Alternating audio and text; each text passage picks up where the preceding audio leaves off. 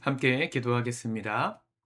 하나님 아버지, 감사합니다. 새 아침을 주시고, 오늘도 하나님을 예배할 수 있도록 우리의 삶 속에 찾아와 주시니 감사합니다. 오늘도 그 크신 사랑 의지하여 이 하루 믿음으로 살아보기를 소망하고 결단합니다. 사랑하는 모든 성도들의 만남과 또 관계와 모든 업무 가운데 또 해야 될 것들 위에 하나님의 복과 은혜를 허락하여 주셔서 다니엘과 새 친구처럼 우리가 있는 자리에서 하나님의 영광 드러내는 복된 하루 될 수 있도록 인도하여 주옵소서. 예수님의 이름으로 기도드립니다. 아멘. 우리 찬송가 400장 찬양하시겠습니다.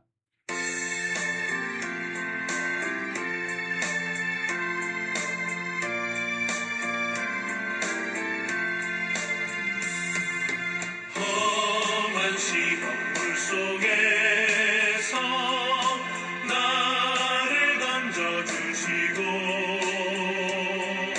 노한 풍랑 지나도록 나를 숨겨주소서. 주여 나를 돌보시사 고이 품어주시고 험한 풍파 지나도록 나를 숨겨주소서. 권세 능력 무한하사 모든 시험 이기고 풍랑까지 다스리는 주님 앞에 비오니 주여 나를 돌보시사 고이 품어주시고 험한 풍파 지나도록 나를 숨겨주소서.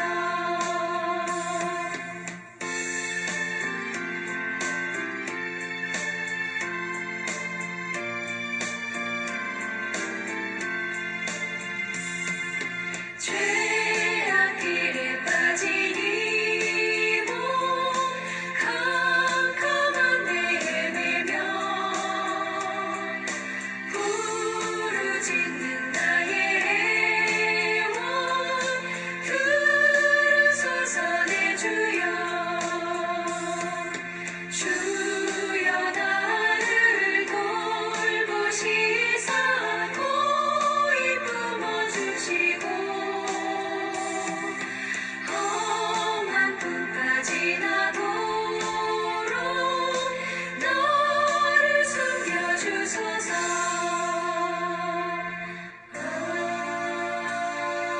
아멘.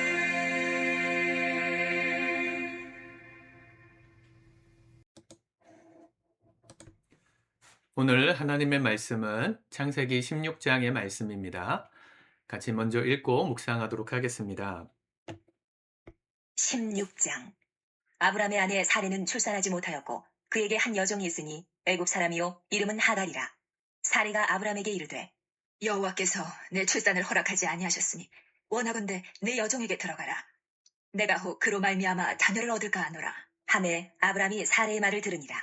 아브람의 아내 사레가 그 여종 애굽 사람 하갈을 데려다가 그 남편 아브람에게 첩으로 준 때는 아브람이 가나안 땅에 거주한 지 10년 후였더라. 아브람이 하갈과 동침하였더니 하갈이 임신하매 그가 자기의 임신함을 알고 그의 여주인을 멸시한지라. 사레가 아브람에게 이르되 내가 받는 모욕은 당신이 받아야 옳도다. 내가 나의 여종을 당신의 품에 두었거늘 그가 자기의 임신함을 알고 나를 멸시하니 당신과 나 사이에 여호와께서 판단하시기를 원하노라. 아브람이 사레에게 이르되 당신의 여종은 당신의 수중에 있으니 당신의 눈에 좋을 대로 그에게 행하라. 하매 사레가 하갈을 학대하였더니 하갈이 사레 앞에서 도망하였더라. 여호와의 사자가 광야의 샘물 곁 곧 술길 샘 곁에서 그를 만나 이르되 사레의 여종 하갈아, 내가 어디서 왔으며 어디로 가느냐? 그가 이르되 나는 내 여주인 사레를 피하여 도망하나이다. 여호와의 사자가 그에게 이르되 내 여주인에게로 돌아가서 그 수하에 복종하라. 여호와의 사자가 또 그에게 이르되 내가 내 씨를 크게 번성하여 그 수가 많아 셀 수 없게 하리라. 여호와의 사자가 또 그에게 이르되 내가 임신하였은즉 아들을 낳으리니 그 이름을 이스마엘이라 하라. 이는 여호와께서 내 고통을 들으셨음이니라. 그가 사람 중에 들나귀같이 들이니 그의 손이 모든 사람을 치겠고 모든 사람의 손이 그를 칠치며 그가 모든 형제와 대항해서 살리라. 하니라. 하갈이 자기에게 이르신 여호와의 이름을 나를 살피시는 하나님이라 하였으니 이는 내가 어떻게 여기서 나를 살피시는 하나님을 배웠는고 하니라. 이러므로 그 샘을 부엘라 헤로이라 불렀으며 그것은 가데스와 베레 사이에 있더라. 하갈이 아브람의 아들을 낳음에 아브람이 하갈이 낳은 그 아들을 이름하여 이스마엘이라 하였더라. 하갈이 아브람에게 이스마엘을 낳았을 때에 아브람이 86세였더라. 아멘. 하갈과 이스마엘의 출생에 관한 이야기입니다. 오늘 1절에 보니까 하갈을 소개하는데 사레의 여종이었고 애굽 사람이었고 이름이 하갈이었다 그랬습니다. 아브라함 가정에 자녀가 없었던 것은 아브라함의 문제라기보단 아내 사레의 불임 때문이었습니다. 왜냐하면 하갈과 동침했을 때 이스마엘이 태어난 걸 보면 아브라함에게는 씨가 분명히 있었던 것 같아요. 그런데 사레를 통해서 하나님께서 자녀를 낳으실 거라고 약속하시고 가나안까지 이끌어 오셨던 것이기 때문에 이 사레의 불임 때문에 아들 또 자녀가 태어날 수 없었던 것임을 보여주는 장면입니다. 참 재밌죠. 분명히 하나님의 비전, 내가 너로 큰 민족이 되게 하겠다 하셨던 그 비전은 아브라함에게 주셨는데, 근데 아브라함에게 문제가 없었을지 몰라도 그를 통해서 자녀를 갖게 할 아내 사레의 불임을 알고서도 부르셨다는 게 이게 참 아이러니하기도 하고 인간적으로는 참 이해가 안 되는 장면이기도 합니다. 하나님은 때론 우리에게 이해할 수 없는 상황 속에서 믿음을 요구하실 때가 있습니다. 우리의 상식으로 되지 않고 우리의 생각으론 도저히 납득이 되지 않는 상황 속에서 하나님을 믿으라 하시는 그 믿음, 그 하나님의 신실하심을 믿는 거죠. 내 자녀가 태어날 걸 믿는다기보단 나에게 약속하신 그 하나님의 선하심을 믿는 것, 이게 믿음입니다. 믿음은 관계 속에서 옵니다. 우리 교회 성도님들이 함께 한 공동체 안에 있잖아요. 제가 담임 목사로서 여러분들에게 목양을 하고 또 설교도 하고 이끌어감에 있어서는 어떻게 보면 리더의 역할을 하는 사람이죠. 이런 상황 속에서 우리 안에 믿음이 없다면 한 공동체가 유지되기 어려울 겁니다. 믿음이라는 건 곧 그 사람에 대한 신뢰이죠. 신뢰는 사람에게 기대할 것은 아니지만 하나님은 이 땅에서도 믿음이 필요함을 말씀하십니다. 하물며 하나님을 믿는 우리의 마음에야 이 믿음이 얼마나 중요할까요? 하나님께서 우리를 오늘 이해가 안 되는 자리에서 고난받게 하시거나 또 이해가 안 되는 약속을 우리에게 요구하실 때 여러분 하나님의 신실하심을 믿고 그 선하신 하나님을 신뢰하여서 순종해 보실 수 있기를 바랍니다. 그런데 아브라함은 그렇게 순종하고 따라왔는데 물론 실수도 있었지만 애굽의 사건을 통해서 많이 깨닫고 성장했거든요. 근데 아내 사레는 롯처럼 별로 성장하지 못했던 것 같습니다. 두 마음이 있었어요. 2절에 보시면 사레가 아브라함에게 이르되 여호와께서 내 출산을 허락하지 아니하셨으니 원하건대 내 종에게로 들어가라. 내가 혹 그로 말미암아 자녀를 얻을까 하노라. 사레의 마음에 자녀를 낳겠다 하시는 그 하나님의 약속이 믿업지 않았던 겁니다. 그래서 나를 통해서가 아니고 우리 가족에 있는 재산, 그 당신 노예가 재산이었으니까 이 하갈을 통해서 혹시 갖게 하실지도 모르겠으니 그와 함께 동침해봐라. 이렇게 말하고 있어요. 근데 여기서 자기가 판단하는 거죠. 하나님이 내 출산을 허락하지 않으셨다. 이게 반은 맞고 반은 틀린 말입니다. 분명히 하나님은 아브라함의 본처, 사례를 통해서 자녀를 주시겠다 약속하셨는데 아직까지 태어나지 않았다는 것은 하나님이 아직 허락하지 않으셨다는 이 사례의 말처럼 허락하지 않으신 상황이기도 하고 또 한 가지 반은 맞고 반은 틀렸다고 하는 것은 그렇다고 해서 지금이 아니라고 해서 하나님의 뜻이 꺾인 것은 아니라는 것이죠. 우리의 타이밍이 아니라고 해서 하나님의 신실한 약속이 잘못되거나 파기된 건 아니라는 겁니다. 근데 사례는 그렇게 생각했어요. 나를 통해서가 아닌 것 같다. 그러면 대안을 만들자. 이렇게 말이죠.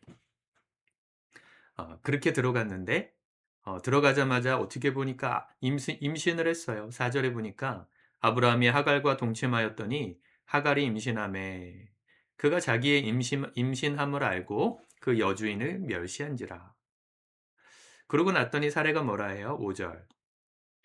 사레가 아브라함에게 이르되 내가 받는 모욕은 당신이 받아야 옳도다. 내가 나의 여종을 당신의 품에 두었거늘 그가 자기의 임신함을 알고 나를 멸시하니 당신과 나 사이에 여호와께서 판단하시기를 원하노라.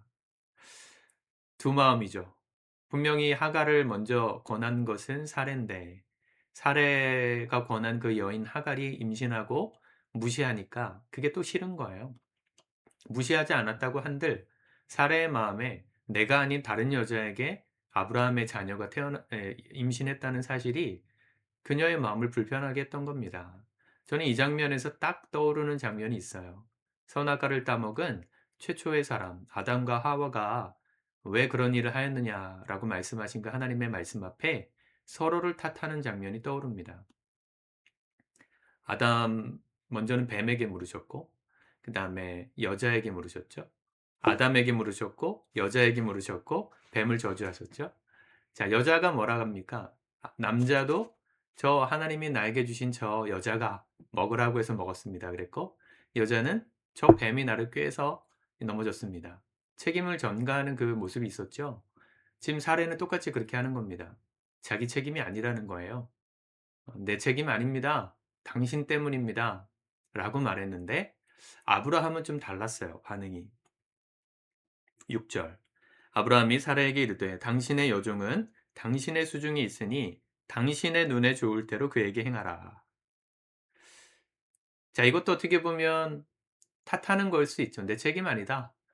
당신이 시작했고 당신이 이렇게 만들었으니 당신이 해결해라. 이렇게 말하고 있는 겁니다.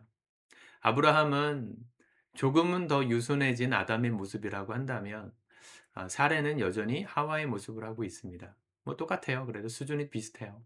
서로 자기 탓하는 거예요. 아브라함이 여기서 많은 목사님들이 이 사례에게 꼼짝없이 잡혀가지고 당신 좋을 대로 해. 벌벌 떨면서 말했다. 이렇게 하시는 분들도 있던데 그런 것 같아 보이진 않아요. 여기 당신이라는 말을 3번이나 쓰고 있죠. 한 구절에. 당신 때문이다 이 말이에요. 여러분 하나님의 뜻대로 그분을 믿고 따라가는 길에 흔들림이 생길 때 신뢰가 흐트러질 때 이런 탓하는 마음이 든다면 정신 차려야 합니다. 하나님을 신뢰하는 마음이 무너지고 의심이 되고 내 안에 불신이 찾아올 때 정신 차려야 합니다. 이런 남을 탓하고 당신 때문이잖아. 당신이 이때 이렇게 하자고 해서 이렇게 된 거잖아. 라고 말하는 그 원망. 이게 하나님을 향한 신뢰가 깨진 사인이라는 것을 기억하셔야 합니다. 그리고 사례가 이 하갈을 학대하죠. 6절. 사례가 하갈을 학대하였더니 하갈이 사례 앞에서 도망하였더라. 어떻게 보면 되게 부끄러운 장면입니다. 성경은 이 아브람 부부의 모습을 대단히 인간적이고 부족한 사람으로 그립니다. 그런데 유대인들이 보는 이 아브라함에 대한 전승서가 있는데 그 아브라함에 대한 전승서를 보면 흠이 없는 사람으로 기록되어져 있어요. 이런 이야기 나오지 않습니다. 전혀 흠이 없어요. 아무런 무오한 그래야만 자기의 조상의 어떤 그 하나님의 약속이 완벽해지잖아요. 그런데 성경은 있는 그대로 말합니다. 인간은 인간이라는 거죠. 아무리 하나님 택하심 받고 부르심 받아도 정신 안 차리면 언제든지 무너질 수 있는 게 우리라는 걸 성경은 보여줍니다. 다윗도 그랬고 성경에 나오는 많은 사람들이 그랬어요. 여러분 우리가 오늘 하루를 살아감에 있어서 완벽할 것을 기대하지 마십시오. 우리는 완벽할 수 없어요. 우리가 완벽하기를 기대하는 것은 잘못된 믿음입니다. 우리는 믿을 대상이 아니고요. 의지할 대상이에요. 하나님을 의지하여 살아가는. 인간은 무언가를 의지하고 살아가는 겁니다. 내가 다 결정하고 내가 원하는 대로 선택하는 것 같지만 결국은 그 내가 원한다는 걸 의지해서 따라갈 뿐이에요. 우리는. 세상 것이면 세상을 따라가는 것이고 그 의지하는 대상이 하나님이면 하나님을 따라가는 것이죠. 사람은 나 스스로도 믿지 마십시오. 신뢰할 대상이 아닙니다. 실망만 큽니다. 하나님을 믿고 그분의 신실하심을, 선하심을 바라보며 인내하는 것. 그게 진실한 믿음이라는 걸 기억하셨으면 좋겠어요. 나의 타이밍이 아니어도 괜찮아요. 우리는 속상하죠. 내 타이밍에 뭐가 안 되면 속상합니다. 저도 그런걸요. 우리 교회가 빨리 부흥하고 성장했으면 좋겠고 좋은 일꾼들이 세워졌으면 좋겠고 더 풍성하게 더 프로페셔널하게 좀 더 세련되게 하길 바라는 제 마음에 욕심이 있어요. 그런데 그게 욕심이에요. 하나님의 때에 이루실 건데 내 때에 이루고자 그 타이밍을 앞당기려고 하면 이런 실수들이 나는 겁니다. 그럼에도 불구하고 하나님은 우리의 그 실수를 수습해 가시는 좋으신 분이십니다. 우리가 완벽하지 않아도 되는 이유이기도 해요. 내가 완벽하기를 바라지 마시고 선하신 하나님을 바라보십시오. 하갈이 학대를 견디다 못해서 도망갔어요. 도망가서 광야에서 죽을 위기 속에 천사를 만나고 하나님의 음성을 듣죠. 9절 여호와의 사자가 그에게 이르되 내 여주인에게로 돌아가서 그 수하에 복종하라. 11절 또 그에게 이르되 내가 임신하였은즉 아들을 낳으리니 그 이름을 이스마엘이라 하라. 이는 여호와께서 내 고통을 들으셨음이니라. 하나님은 우리의 실수, 우리가 성급해서 하나님을 신뢰하지 못해서 이를 그르친 그 모든 허물들도 수습하시고 돌보시는 우리의 고통을 들으시는 하나님이라는 걸 하갈을 통해 말씀하십니다. 지금 하갈이 학대받아서 도망친 거잖아요. 그 당시 노예는 도망치면 그냥 죽는 겁니다. 주인을 배신한 거기 때문에 죽여도 아무도 뭐라 하지 않았는데 다시 주인에게 돌아가라는 이 말씀을 하갈이 듣고 돌아갔어요. 이 기적 같은 이야기 아닙니까? 사례는 하나님의 신실하심을 의심하고 자기의 계획대로 하다가 일을 그르쳤는데 하갈은 하나님의 자기가 원해서 도망친 그 상황 속에 하나님의 음성 듣고 다시 돌아가요. 아브라함에게. 또 아브라함도 그를 받아준 것 같아요. 오늘 그 15절에 보면 아들을 낳음에 아브라함이 하갈이 낳은 아들의 이름을 이스마엘이라 하였다. 아브라함에게 돌아갔으니까 아브라함이 이름도 져줬겠죠. 사례는 이때 뭐하고 있었을까? 되게 궁금합니다. 사례는 돌아온 하갈을 순순히 받아줬을까? 더 학대했을까? 후자에 가깝지 않았겠어요? 더 학대했겠죠. 그래도 하나님의 신실하심을 믿고 돌아온 하갈은 견딘 겁니다. 하나님의 때를 견딘 겁니다. 여러분, 우리에게 이런 믿음이 좀 있어야 합니다. 아브라함과 사레가 믿음의 조상이니까 하갈보단 더 칭찬받아야 마땅하다 라고 생각하실 수도 있겠지만 로마서에 이 말씀이 나오긴 하죠. 그런데 말씀은 분명히 견디고 순종하고 그 하나님의 선하심을 신뢰하고 인내했던 사람에 대하여서 하나님 돌보시고 보살펴 주시는 좋으신 분으로 설명합니다. 13절에 보면 여호와 이름을 자기에게 이르신 여호와 이름을 하갈이 나를 살피시는 하나님이라 불렀습니다. 엘로이 하나님이라고 해요. 나를 살피시는 하나님. 여러분, 하나님의 때가 우리의 타이밍과 안 맞더라도 너무 좌절하지 마십시오. 하나님 우리를 살피십니다. 하나님의 때에 이루실 겁니다. 실수하고 넘어진 흔적이 있어도 하나님의 선하심으로 수습해 갈 것을 믿으심으로 오늘 하루도 주님 바라보며 우리가 하나님을 신뢰하는 믿음을 더욱더 굳게 붙들고 이 하루 승리했으면 좋겠습니다. 기도하겠습니다. 주님 감사합니다. 하나님의 말씀 오늘도 우리의 마음속에 심습니다. 사례의 모습, 하갈의 모습, 아브라함의 모습, 그 어디 모습 속에서도 다 우리의 모습을 발견합니다. 우리의 부족함, 우리의 성급함, 우리의 탓하는 마음, 원망하고 싶은 마음, 그 부족함 모두를 하나님의 살피시는 손길로 오늘도 우리를 수습해 주시고 가장 좋은 걸 채우시는 주 하나님의 은혜가 우리의 삶 속에 경험되고 성취되는 그날까지 우리가 주님 신뢰하며 따라갈 수 있도록 오늘도 은혜 베푸시며 함께하여 주옵소서. 예수님의 이름으로 기도드립니다. 아멘.